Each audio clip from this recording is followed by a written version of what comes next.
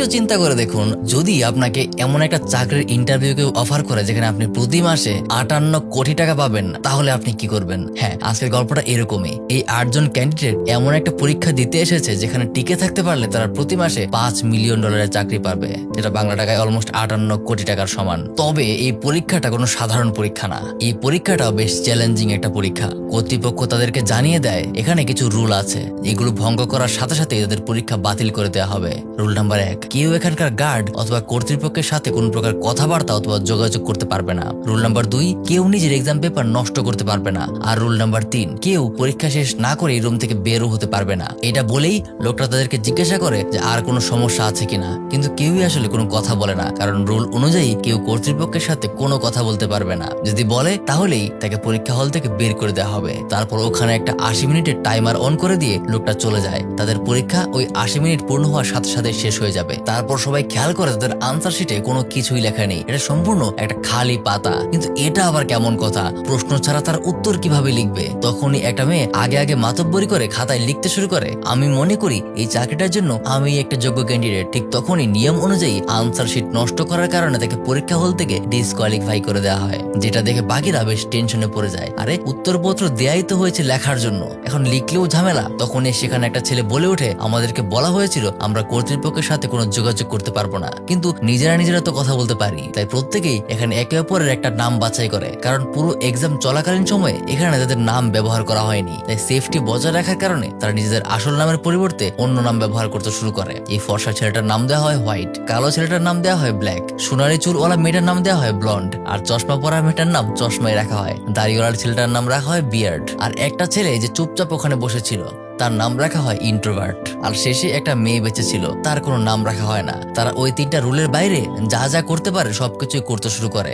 তখন ওই নাম ছাড়া মেয়েটা বলে ওঠে, হয়তোবা এই আনসার শিটের মধ্যে প্রশ্নটা স্বাভাবিক আলোতে দেখা যাবে না, সম্ভবত এটা কোনো ইউভি রশ্মির আন্ডারে দেখা যেতে পারে। তখন একজন দেখতে পায় তাদের রুমের নর্মাল লাইটের পরিবর্তে এমন কিছু লাইট লাগানো আছে যেটা অন্য ধরনের, কিন্তু সেগুলো কিভাবে অন করতে হয় তারা সেটা জানে না। তাই তারা সবাই মিলে ডিসিশন নেয় রুমে থাকা প্রত্যেকটা সাদা লাইট ভেঙে ফেলবে, এবং সাথে সাথে তাই করে, যার কারণে তখনই লুকিয়ে থাকা সেই নীল লাইট গুলো জ্বলে ওঠে। তারপর তারা প্রত্যেকেই নিজেদের আনসার শিট ওই লাইটের সামনে নিয়ে ধরে, কিন্তু এতেও কোনো লাভ হয় না, তাতেও কিছুই দেখা যাচ্ছে না। তারপর হোয়াইট ছেলেটা বলে তাদের মধ্যে থেকে ডিসকোয়ালিফাইড হয়ে যাওয়া মেয়েটার আনসার শিট হাতে নেয় আর সেখানে পেন্সিল ঘষতে শুরু করে, কারণ নিয়মে বলা আছে তার নিজের আনসার শিট নষ্ট করতে পারবে না, কিন্তু অন্যটার তো নষ্ট করতে পারবে। এই কারণে তারা সেটার উপর এক্সপেরিমেন্ট করতে থাকে, কিন্তু এতেও কোনো লাভ হয় না। তারা পেপারটাকে 4 টুকরো করে ওখানে গিয়ে এক কোণায় সেটার উপর প্রস্রাব করে দেয়। তারা ভেবেছিল হয়তোবা পানিতে ভেজালে এর ভেতরে কোন লেখা দেখা যেতে পারে, কিন্তু তাতেও আসলে কোনো কাজ হয় না। তারপর তারা প্রত্যেকে ওখানে একটা ফায়ার অ্যালার্ম দেখতে পায়। তারা মনে করে হয়তোবা ফায়ার অ্যালার্ম থেকে পানির বদলে কোনো বিশেষ কেমিক্যাল বের হবে, যেটার মাঝে কাগজ ভেজালে তারা আনসার দেখতে পাবে। তাই নাম ছাড়া মেয়েটা ধীরে ধীরে সেই গার্ডের পকেট থেকে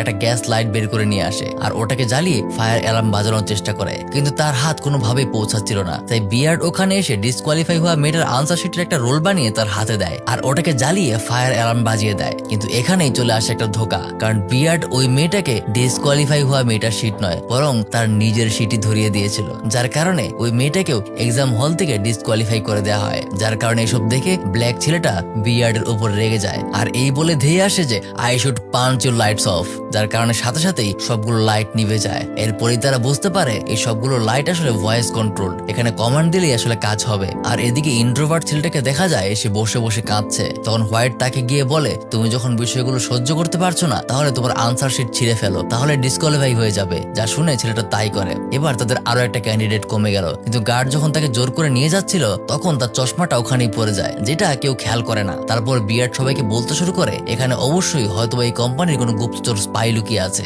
যে আমাদের অ্যাটেনশন ডাইভার্ট করার চেষ্টা করছে। আর সেখানে তার নজর পড়ে চশমাওয়ালা মেয়েটার উপর। বিয়ার্ড তাকে বারবার জিজ্ঞাসা করে, তুমি এখন পর্যন্ত অনেকবার আমাদের ডাইভার্ট করার চেষ্টা করছো, সত্যি করে বলো কোম্পানির সাথে তোমার সম্পর্ক কি? তখন মেয়েটা প্রথমে কিছু না বললেও জানায় সত্যি সত্যি সে নাকি এখানে পরীক্ষা দিতে আসেনি, বরং কোম্পানি তাকে অল্প কিছু তথ্য জানিয়ে এখানে পাঠিয়েছে যেন সে এই পরীক্ষাটাকে তাদের প্ল্যানিং অনুযায়ী সামনে এগিয়ে নিয়ে যেতে পারে। অর্থাৎ বাস্তবে এখানে ক্যান্ডিডেটের সংখ্যা ছিল মাত্র 7 জন। যে ঘটনার পর কাজ শেষ হয়ে যাওয়ার কারণে সে ইচ্ছে করে ক্যামেরার সামনে গিয়ে কর্তৃপক্ষের সাথে যোগাযোগ করার চেষ্টা করে, যার কারণে গার্ড তাকে বাইরে বের করে দেয়। কিন্তু এই ঘটনায় সম্ভবত হোয়াইট এই পরীক্ষার সমাধান পেয়ে গেছে, তাই সে সোজা গার্ডের দিকে দৌড় শুরু করে। আর তখনই ব্ল্যাক তাকে আটকায়। তাকে সরিয়ে ব্ল্যাক গার্ডের পকেট থেকে বন্দুকটা বের করে হোয়াইটকে হুমকি দিতে শুরু করে, যেন সে কি বুঝতে পেরেছে এটা তাকে বলে দেয়। হোয়াইট বলে আসলে এখানে কোনো প্রশ্ন নেই, বরং এই চাকরিটা পেতে হলে যে ক্যান্ডিডেট একদম শেষ পর্যন্ত টিকে থাকতে পারবে তাকেই আসলে কোয়ালিফাই করা হবে, বাকিদেরকে ডিসকোয়ালিফাই করে দেওয়া হবে। যা শুনে তখনই ব্ল্যাক সাথে সাথে হোয়াইটের উপর গুলি করে দেয়, কিন্তু দেখা যায় যে বন্দুকটা কাজ করছে না। তখন হোয়াইট বুঝতে পারে এই বন্দুকটায় গার্ডের ফিঙ্গারপ্রিন্ট দেওয়া আছে,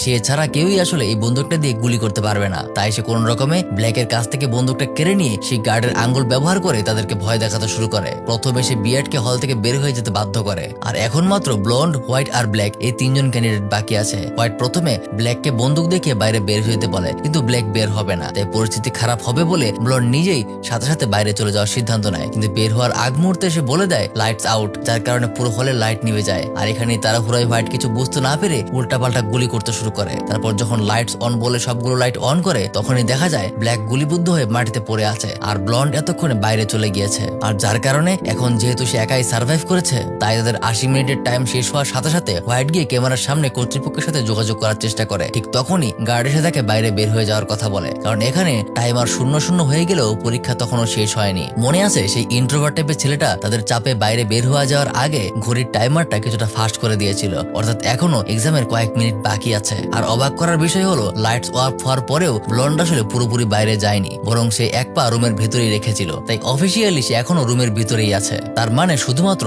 ব্লন্ড আর ব্ল্যাকই বাকি ছিল। আর সার্ভাইভ করাটা এই পরীক্ষার একমাত্র সমাধান না। ব্লন্ড ওখানে সেই ইন্ট্রোভার্ট লোকটার ভেঙে যাওয়া চশমাটা দেখতে পায়, আর চশমাটার গ্লাস দিয়ে যখন সে আনসার শিটের দিকে তাকায়, তখন দেখতে পায় সেখানে কোয়েশ্চেন নাম্বার 1 লেখা। আর সাথে সাথেই সময় শেষ হলে ওখানে এক্সাম কর্তৃপক্ষ তার আনসার জানতে চলে আসে, যেখানে ব্লন্ড জানায় আনসার ইজ নো। আর তখনই তাকে চাকরির জন্য সিলেক্ট করা হয়। এখন অবশ্যই প্রশ্ন আসছে যে নো আবার কেমন ধরনের আনসার। তাহলে চলুন গল্পের একদম শুরুতে চলে যাই, যেখানে সকল রুল বলার পরে তাদেরকে জিজ্ঞেস করা হয়েছিল ইজ দেয়ার এনি প্রবলেম, অর্থাৎ আপনাদের কোনো সমস্যা আছে কিনা। যেখানে তারা কেউই আসলে ভয় পেয়ে কোনো উত্তর দেয়নি, কিন্তু এখন পরীক্ষা শেষে উত্তর জানতে চাইলে সেটাই ছিল প্রশ্ন, যার উত্তর হল নো, অর্থাৎ আমাদের কোনো সমস্যা নেই।